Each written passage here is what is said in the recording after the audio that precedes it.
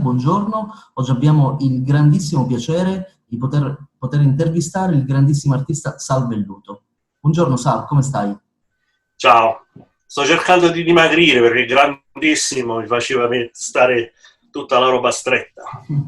Allora Sal, la gente ti conosce, ovviamente, stiamo parlando di Sal Velluto, un grandissimo artista che ha lavorato per la DC Comics, Marvel, per la Valiant, per la Bonelli, per la Continuity, ha lavorato anche, ha collaborato con alcuni progetti per videogames, campagne pubblicitarie, eccetera, eccetera. Sal, ci puoi raccontare il tuo primo lavoro a livello internazionale con una grande casa editrice americana, per favore? Sì, dopo essermi, grazie innanzitutto Filippo, e grazie per questa bella opportunità di parlare con te e anche con tutti quanti gli altri appassionati del fumetto italiani e anche italiani nel mondo. Uh, sia il tuo caso che il mio, siamo due esempi di italiani all'estero, e come noi ce ne sono tanti altri che, specialmente in questo momento, necessitano questo tipo di contatti. Dunque, innanzitutto c'è da premettere il fatto che il mio sogno è sempre stato quello di disegnare fumetti, sin da piccino, quando ancora ero un ragazzino con i pantaloncini corti che si aggirava per la periferia di Taranto. Mi piaceva disegnare i fumetti nelle pagine interne dei quaderni. Per quelli della nostra generazione si ricorderanno i quaderni a quadretti che avevamo per andare a scuola, per fare la matematica, e quindi disegnavo all'interno di queste due pagine interne i miei fumetti ambientati con i personaggi che abitavano nel vicinato di casa mia. Riuscii anche a fare delle vendite per abbonamento, pubblicando 3 copie di ogni fumetto disegnate con la carta copiativa, e li vendevo per abbonamento in cambio di focaccine, in cambio di brioche e altra roba. Quindi questa chiamata, questa predisposizione ha sempre fatto parte di me. Prima però di poter coronare questo mio sogno sono dovuti passare 30 anni e mi sono dovuto trasferire negli Stati Uniti, e dopo essermi sposato sono riuscito a avere il permesso di lavoro e tutto il resto, e nel frattempo ho cominciato a mandare delle pagine di prova ad alcune case editrici, inclusa la Marvel Comics. A quel tempo, stiamo parlando del 1983-84, la Marvel aveva pubblicato un volume grande che si chiamava The Official Marvel Tryout Book, la pubblicazione ufficiale della Marvel per fare le prove. E all'interno di questo volume, che era fatto era formato A3, erano incluse delle pagine già di cartoncino Bristol, sulle quali potevi fare delle prove basate su una sceneggiatura che era anche inclusa nell'albo. C'erano anche alcune pagine già pre-disegnate per chi volesse fare la prova come inchiostratore, o anche alcune per chi volesse fare la prova come colorista. A me interessavano chiaramente quello per disegnare a matita, e così seguii le istruzioni e mandai queste prove alla Marvel. Questo era un concorso che era stato indetto. Io il concorso non lo vinsi, però riuscii ad avere la risposta da alcuni editors che stavano lì, e all'inizio la risposta era incoraggiante ma negativa, nel senso non sei ancora pronto, o come si dice da noi, non hai vinto, ritenta, no? Esatto. E quindi mi ci è voluto forse un anno e più di questa corrispondenza epistolare con gli editors della Marvel, con disegni inviati, risposte ricevute, con correzioni, e a un certo punto mi hanno mandato una piccola sceneggiatura, sempre per fare le prove, per, se ricordo bene, 4 o 5 pagine, per le quali mi davano un compenso. Quindi stavo facendo le prove a pagamento, il che per me è significato un grosso passo in avanti, in quanto la compagnia, nonostante diciamo fosse passato tanto tempo, avevano avuto innanzitutto l'interesse di mantenere i contatti e di coltivare, diciamo, il mio talento, ma a questo punto erano anche disposti ad investire i soldi. E quindi feci queste prove che poi non subito, ma dopo un altro paio di mesi, mi fecero arrivare una telefonata da parte di un assistente editor della Marvel. A quel tempo io però stavo già lavorando, disegnavo per i cartoni animati, facevamo i layouts per i cartoni animati, cioè tutti i disegni preparatori per i movimenti del personaggio, gli sfondi, tutto questo. E anzi stavo lavorando già anche su degli show per la Marvel Entertainment di quel tempo, che c'era Spider-Man and His Amazing Friends, Sì, l'incredibile Hulk, poi altri show che uscivano all'inizio degli anni *80, tipo Transformers e altra roba. C'erano anche degli show di Chuck Norris, okay. e anche di Mr. T, Sì, cartoni ricordo. animati di questo genere che in Che era America venivano... Filmation, no? Se ricordo bene, alcuni erano Come? per la Filmation? Erano per Ruby Spears, Hanna-Barbera Ah, ok. e Marvel Entertainment. Ok. E niente, quindi ero nello studio a lavorare ai cartoni animati quando arriva la telefonata dalla Marvel, e così la segretaria dello studio mi chiama, dice Sal, c'è una telefonata per te dalla Marvel. Io pensavo che fosse la compagnia di cartoni animati, no? Che magari avessi fatto qualche guaio, avessi disegnato l'uomo ragno con le orecchie o qualche cosa del genere. Invece era la Marvel Comics, e mi veniva proposto di fare dei fill-in, cioè dei numeri riempitivi, Sì, sì, per quando una testata si trova indietro con le consegne, sì. per questo titolo che si chiamava Power Pack. Power Pack, sì. Power Pack è un fumetto basato su dei giovanissimi supereroi, fratelli e sorelle, chiaramente con poteri diversi, molto divertente. Lo stile anche era molto simile a quello che io stavo usando per i cartoni animati, quindi linee molto semplici e tutto il resto. Okay, E così, sì. chiaramente non me lo feci dire 2 volte, e accettai questo incarico, che si protrasse poi per, invece di fare un numero, mi pare che ne feci 4 di questo Power Pack, e poi mi fu data anche da fare una graphic novel di Power Pack and Cloak and Dagger. Quindi questo fu la chiave che aprì la porta. Da allora, grazie a Dio, il lavoro non è mai mancato, e come le ciliegie uno ha tirato l'altro. Con lo stesso editore che mi ha fatto che mi ha introdotto alla Marvel, poi dopo ricevetti una mia serie regolare, subito dopo aver finito questi fumetti di Power Pack, e questa serie era Moon Knight. Moon Knight, perfetto. Nel frattempo mentre tutte queste cose succedevano, venivano a galla anche altre situazioni, altre opportunità.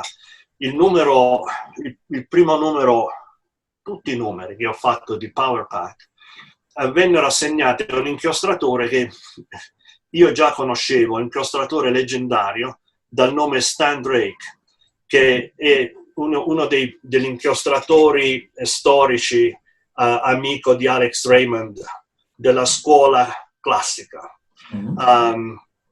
Il che, diciamo, non solo mi prese di sorpresa, ma mi fece tremare le ginocchia o le mani mentre disegnavo, perché, diciamo, avevo a che fare con questa persona, che poi, tra parentesi, siamo anche sentiti per telefono, si è rivelato un ottimo mentore, senza troppi fronzoli, era una persona molto pratica, eccetera, eccetera.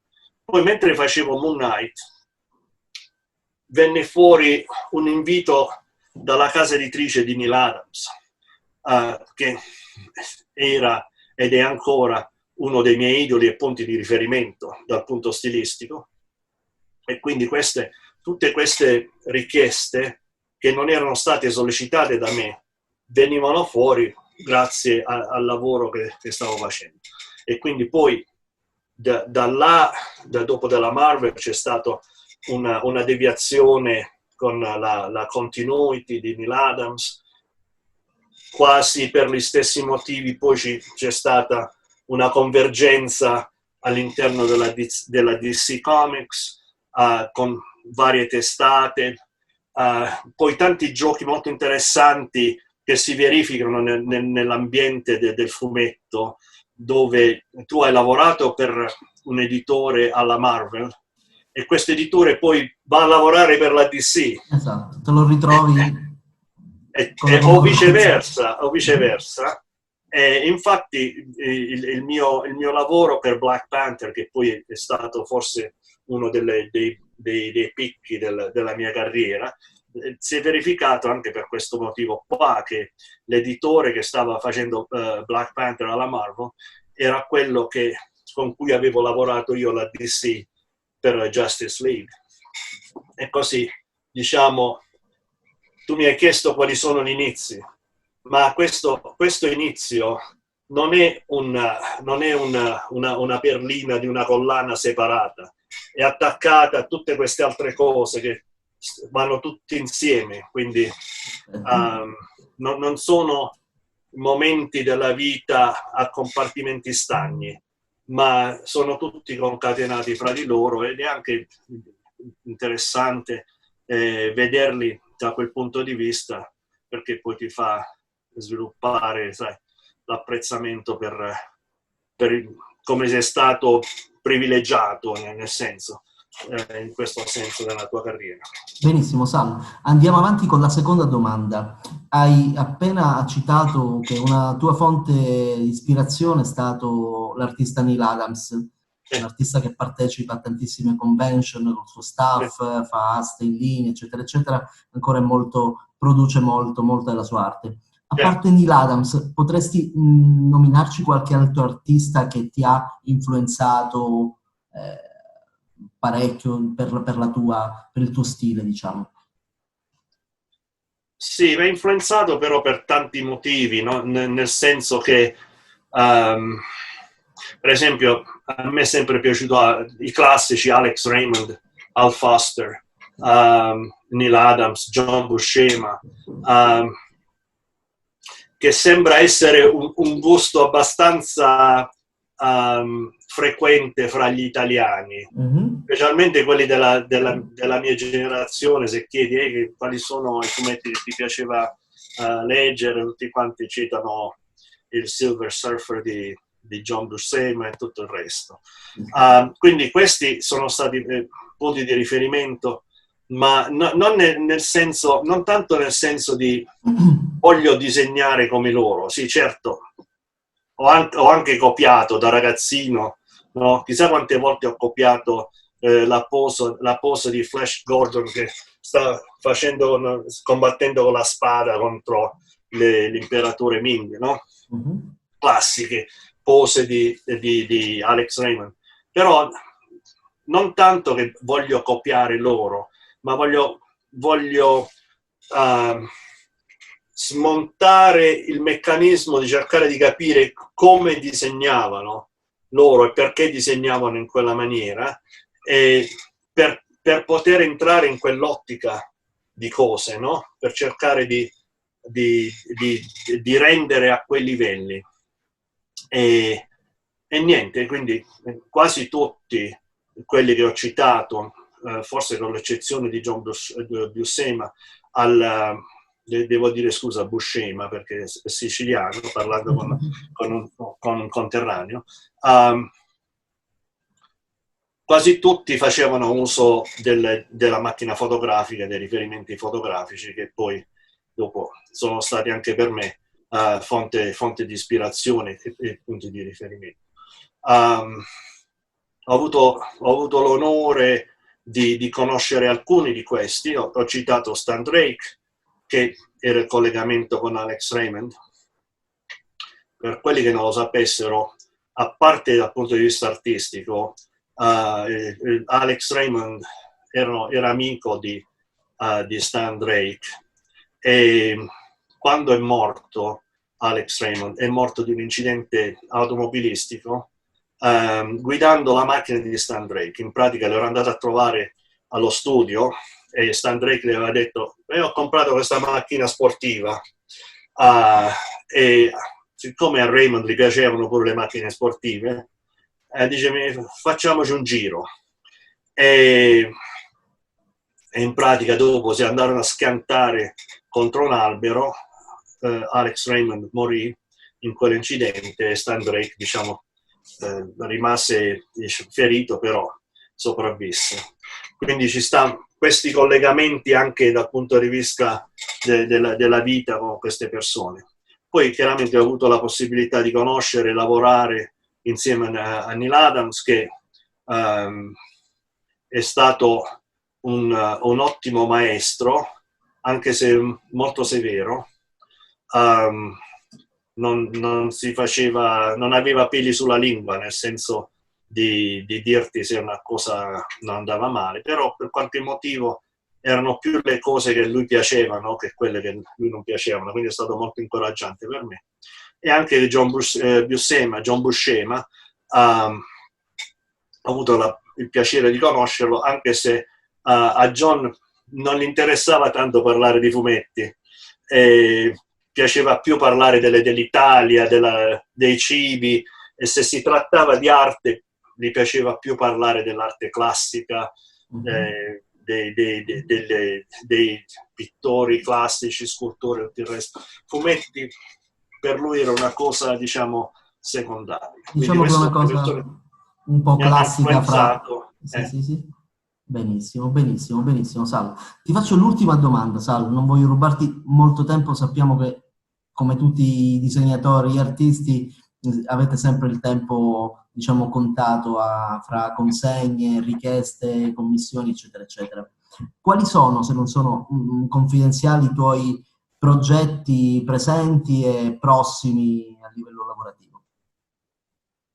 Allora, io uno dei miei progetti più recenti, che è uscito, diciamo, relativamente da poco, che mi sono girato perché sto cercando dove sono delle copie sugli scaffali, dove avrei dovuto prepararmi. Vi faccio vedere questi nel frattempo, un attimo solo.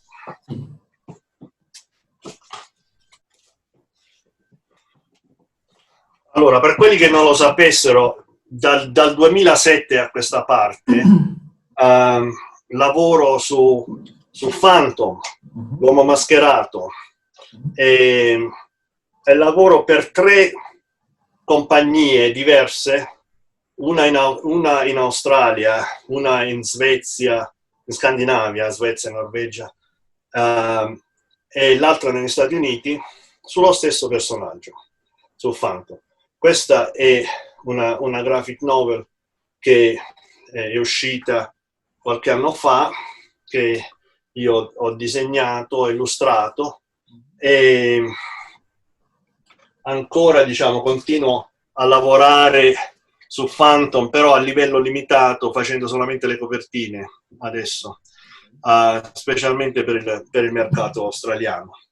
Per l'Italia, l'anno scorso, è uscito questo numero di Zagor, che è un numero antologico che raccoglie diverse storie di diversi autori, e tra queste ce n'è anche una mia. È una storia tra virgolette breve, quindi sono solo 40 pagine. Bellissima, l'ho vista, molto molto bella. E poi recentemente, come iniziativa privata, ho realizzato questa graphic novel che si chiama Pillar of Light, che adesso stiamo anche, questa in inglese ovviamente, adesso stiamo anche traducendo in altre lingue, italiano, spagnolo, portoghese, tedesco.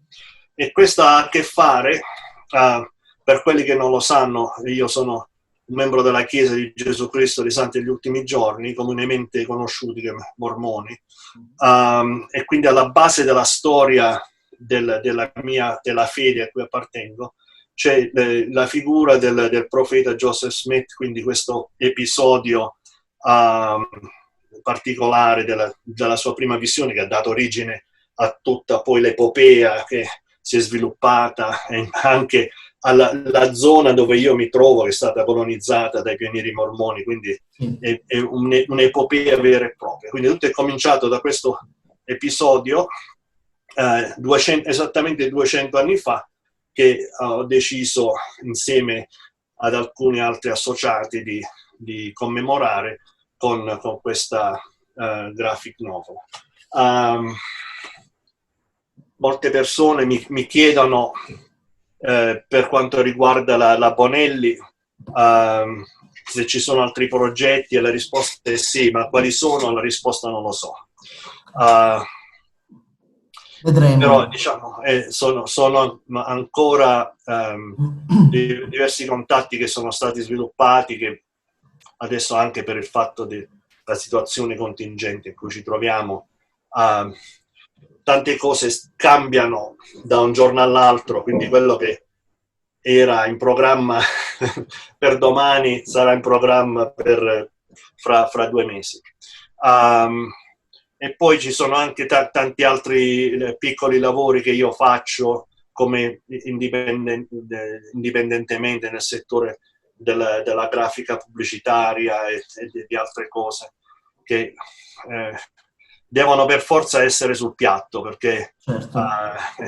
è così che mi guadagno da mangiare.